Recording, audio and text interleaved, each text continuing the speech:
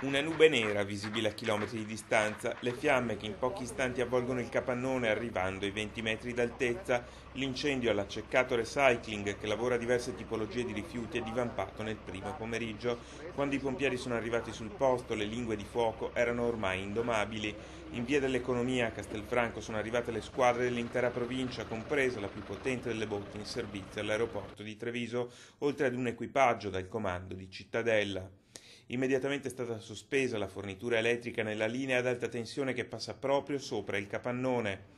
Ad essere interessata dalle fiamme una superficie di 4.000 metri quadri nel quale erano riposti ogni genere di rifiuti, dalla plastica alla carta e al cartone.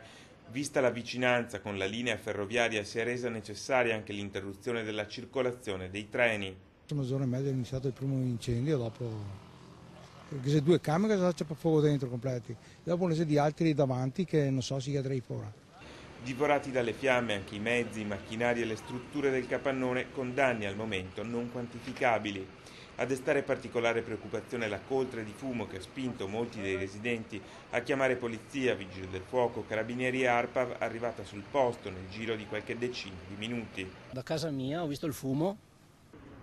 Lo stabilimento questa mattina era regolarmente in funzione, ma nessuno degli operai ha notato qualcosa di strano, qualcosa che potesse far immaginare che di lì a poco sarebbe divampato un simile incendio. Io sono andato via alle 11:30.